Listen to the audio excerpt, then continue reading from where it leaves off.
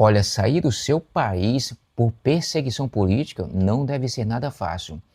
Nós temos o Constantino, nós temos o Alan dos Santos, a Carla Zambelli que foi para a Itália, nós temos o Paulo Figueiredo, o Eduardo Bolsonaro que está nos Estados Unidos, entre outros. E nós temos também o Alexandre Ramagem, o deputado, que também foi para os Estados Unidos. E lá ele está colaborando com o governo americano contra o narcoterrorismo, contra os ditadores. O alvo agora é o Maduro. E certamente o Maduro sendo pego e confessando e fazendo delações, adivinha em quem vai chegar? No lulopetismo, no Lula. Ele está sendo uma força muito grande, o Alexandre Ramagem. Ele foi ex-diretor da ABIN, Agência de Inteligência Brasileira. Ele sabe muita coisa. E agora, nos Estados Unidos, ele automaticamente deve perder o mandato. Não tem mais como comparecer às sessões, como trabalhar, como deputado, enfim. Só que não é como o STF quer. Caso o mandato dele acabou. Não. Quem decide isso é o Congresso e tem toda uma análise, tem um rito a ser seguido. Vamos saber aqui como está a situação dele. Olha só. E logo depois eu vou colocar o vídeo do Alexandre Ramagem falando da força dos Estados Unidos, tanto bélica quanto de inteligência. E ele faz um desafio ao Moraes. Quero ver você pedir minha extradição. A gente sabe que não vai dar em nada. Carol, a informação que a gente tem da Câmara dos Deputados é que esses 3 deputados têm algo em comum. Não recebem mais salário oficialmente da Câmara dos Deputados. Inclusive, aqui olhando o sistema, né, a gente tem uma disparidade de datas, até porque cada um vive uma situação peculiar. O que eles também têm em comum é que os 3 estão no exterior. Carla Zambelli, por exemplo, teve o último salário pago até maio deste ano. A deputada foi presa na Itália em julho. Vale lembrar que ela tem uma situação de também trânsito em julgado, então ela tinha esse mandado de prisão em aberto, ela saiu do Brasil, foi para os Estados Unidos, depois foi para a Itália e hoje se encontra em uma penitenciária feminina nos arredores de Roma, aguardando o que vai se dar desse processo de extradição que o governo brasileiro já iniciou. No dia 12 de setembro, o salário do Ramagem, melhor dizendo, foi condenado na primeira turma do Supremo Tribunal Federal. E o último salário dele, que consta no site da Câmara, foi pago em setembro, no valor de R$ 46.366. Desde então, portanto, ele já não recebe mais salário, segundo os dados do próprio site da Câmara dos Deputados. E o Eduardo Bolsonaro teve salário pago até julho. Neste ano, ele recebeu o salário integral somente até março. Vale lembrar que ele ficou um período licenciado do cargo, mas depois essa licença expirou. Ele tentou se manter em atividade, inclusive houve uma articulação da oposição para colocá-lo na posição de líder da minoria. Mas foi uma manobra que acabou não dando muito certo e ele está no exterior. Outro ponto em comum desses 3 parlamentares é que eles não podem participar de votações no exterior, sobretudo a partir de um ato da semana passada que foi muito provocado pela situação de Ramagem. Então não vai ter acesso ao sistema Infoleg da Câmara dos Deputados para participar dessas votações, o que significa que eles estão tomando falta. E aí os 3 devem ter a perda de mandato deles somente no ano que vem, que é quando eles devem ultrapassar esse limite de tolerância. O que o regimento interno diz? Que os parlamentares precisam ter frequência em cerca de 1/3, em exatamente 1/3, melhor dizendo, das sessões da Câmara dos Deputados. Se eles não têm essa presença em 1/3 das sessões, aí eles podem perder o mandato automaticamente por falta. Então, os 3 devem enfrentar essa mesma consequência, mas somente no ano que vem. E outro ponto bastante relevante também, Carol, é que a gente está falando de salários cortados, isso atinge também a cota dos parlamentares, mas os gabinetes desses parlamentares continuam funcionando normalmente, com funcionários sendo empregados. Então, por mais que os salários tenham sido cortados, é claro que o Legislativo ainda tem despesas altas por conta da manutenção da estrutura desses gabinetes, mesmo sem os parlamentares estarem trabalhando. Carol, há uma perspectiva e uma pressão muito grande sobre o Legislativo a respeito da situação deles, sobretudo dos que têm a condenação já em trânsito julgado. O Eduardo Bolsonaro, claro, tem uma situação diferente, porque ele se tornou réu na semana passada no Supremo Tribunal Federal, ele não tem nenhuma condenação, mas os 3 estão nessa situação de estarem distantes das atividades parlamentares, cada qual pelo seu motivo, mas ainda assim, mesmo com os salários cortados, eles ainda têm direito a algumas verbas de manutenção do gabinete.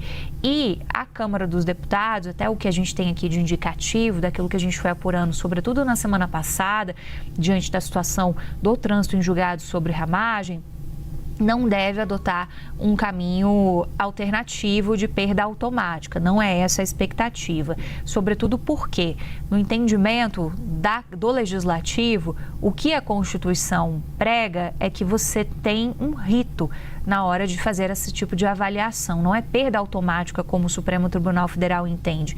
Então, esse rito passa por uma análise na Comissão de Constituição e Justiça e depois por uma análise no plenário, a não ser que seja esse plano B deles faltarem tudo o que é possível faltar e aí decretarem a perda automática. Foi o que aconteceu, por exemplo, com Chiquinho Brazão, envolvido no caso Marielle Franco e que também estava preso e acabou perdendo o mandato justamente pela questão das faltas. Carol. Nada mais natural, independente da situação do parlamentar, se não estão trabalhando, se não comparecem às sessões, então tem que realmente cortar o salário. Agora, depois de toda a análise de cada parlamentar, aí sim, chegando-se ao veredito de cassação, automaticamente o gabinete não existirá mais. Porque se não tem deputado, não tem por que ter assessores. Se não tem assessores, não tem por que manter o gabinete.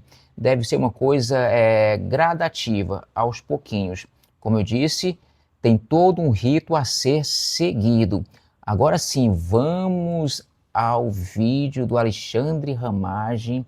O que ele fala aqui, a explicação que ele dá é muito boa. Olha, os dias dos ditadores, dos que abusam do seu poder, dos que violam os direitos humanos estão contados. É tudo um processo, não é assim, da noite para o dia, mas a coisa está andando e eu espero ver esse dia. Vamos aqui ao vídeo do Ramagem. Primeiro está nas mãos do Marco Rubio, um descendente de cubanos que conhece as questões da América Latina, de ditaduras instaladas na América Latina. Mas Marco Rubio, como senador, fez parte da Comissão de Inteligência americana. Então ele tem completo conhecimento do que acontece na América Latina e na tecnologia, na inteligência norte-americana, o que se deve fazer. Enxergando essa questão do narcotráfico como um grande prejuízo, uma grande ameaça americana à sociedade americana, à saúde pública americana e, mais ainda, à civilização ocidental desses financiamentos dessas políticas de esquerda. Esse porta-aviões, o Gerald Ford, não é um porta-aviões comum. O americano está testando realmente a sua capacidade no mundo. mas toda a sua marinha, toda a sua aviação, toda a sua tecnologia, toda a sua inteligência está muito à frente. O americano tem 11 porta-aviões Nimitz, que são muito mais avançados que os porta-aviões mundo afora. Se compram os 3 porta-aviões que os chineses possuem, são porta-aviões que têm combustível via diesel, tem que ser abastecido a cada mês ou 15 dias. Os porta-aviões americanos podem ficar rodando 25 anos sem ter que ser reabastecidos, só os Nimitz. Agora, o Gerald Ford não é apenas o que se noticia, não é apenas o maior de todos com maior capacidade bélica. Gerald Ford é uma capacidade de inteligência acima do normal.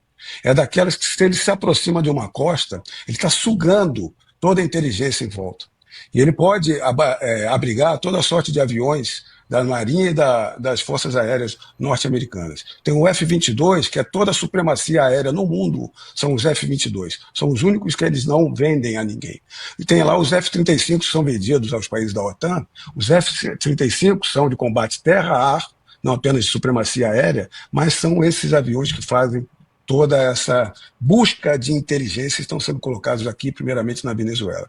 Então, eles estão olhando para isso tudo para pegar realmente o Maduro, já fizeram antes em outros países da América Latina, de colocá-lo em prisão perpétua e para trazer deles mais informações, corroborar as informações do que acontece em toda a Latina. Então, a gente tem muito para contribuir nesse aspecto.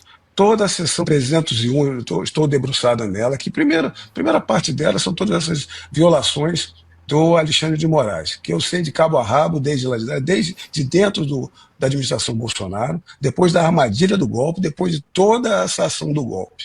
Uma outra parte que os americanos estão resgatando é todas as criminalizações que, se o PT fez toda a sua quebra da representatividade popular com o mensalão e toda a quebra da nossa riqueza com o petrolão, a parte dos serviços de engenharia no exterior era mais complexa do que esses 2 super escândalos. A questão da Odebrecht e das outras empresas de engenharia mundo afora, que gerou prisões mundo afora, todas essas nulidades, porque você levar serviço de engenharia para Cuba e Venezuela, eles não têm saldo mundial e eles não, pelo risco de inadimplência, eles não têm, inclusive, capacidade de pagamento e quitação. Para não haver bis in idem, o americano segurou, já que está tendo punição no Brasil, nós vamos segurar aqui. Agora, como o senhor Toffoli está anulando tudo, passando isso sim a passar a boiada, o Trump já está resgatando toda essa questão. E eu tenho conhecimento nos detalhes do que aconteceu. Um outro ponto é que, se o Alexandre de Moraes quiser trazer algum pedido para a minha extradição, ele vai ter que remeter para a análise de um juiz federal americano toda a ação do golpe que me envolve e o presidente Bolsonaro. Então, eu peço, traga para a análise dos norte-americanos essa ação do golpe, e nós vamos ver uma resposta enfática dos norte-americanos do que é uma juristocracia, uma ditadura, uma arbitrariedade que assola o Brasil agora. Meu Deus, força superior contra os narcoestados da América Latina. Sai da frente, ditadores. A força americana está passando contra todas as arbitrariedades. Não dá para ninguém querer se meter com os Estados Unidos. Tira o cavalinho da chuva. E vale aqui lembrar e ressaltar e deixar registrado que o povo de bem, assim como eu, não está contra o Brasil, mas nós estamos apoiando qualquer ação e atitude e colaboração para acabar com essa ideologia da esquerda. Eu não falo acabar com as pessoas, porque as pessoas podem querer mudar. Há sempre uma chance para aqueles que desejam mudança. Eu estou falando do pensamento, da ideologia esquerdista. É isso que eu penso. E pensar não é crime. Olha, que Deus nos proteja e que Deus nos guarde. Queremos um Brasil melhor para cada brasileiro que quer andar na linha do bem. A gente sabe que não dá para ter um país totalmente justo, sem roubo, sem fraude, sem corrupção, sem engano, sem mentira. Mas isso pode diminuir a tal ponto que venha a inibir a qualquer pessoa que queira cometer um crime, uma injustiça, um roubo, uma corrupção, uma mentira, uma fraude, enfim. Pode enxugar de tal maneira que a pessoa possa se sentir segura e dizer: eu moro num país de primeira. Enquanto existir pessoas, sociedade, sempre vai ter um doido de pedra querendo cometer um crime, querendo mentir, querendo fraudar, passar a perna em alguém. Isso é certo. Bem, porque tudo é uma questão de escolha. Infelizmente, tem pessoas que escolhem ir para o caminho do mal. Eles não querem saber do bem, infelizmente. E para toda ação tem uma reação. Para tudo que se planta, há uma colheita. Há sempre um pagamento a ser realizado. Então, que o seu pagamento seja de prosperidade, de bênção, de lucros, de felicidade, de amor, de paz, de bondade, de amizade. É só você escolher. E mesmo a gente escolhendo o caminho do bem, ainda há perseguição, sofrimento, injustiça, calúnia, difamação, tudo que é de ruim para tentar te desestabilizar, para ver se você desista de permanecer no caminho do bem e largue de mão todos os seus princípios que geram coisas boas. É isso que eu penso. Bem, então que Deus nos guarde, que Deus nos proteja e abençoe você, a sua família e o seu trabalho. Eu fico por aqui e fui.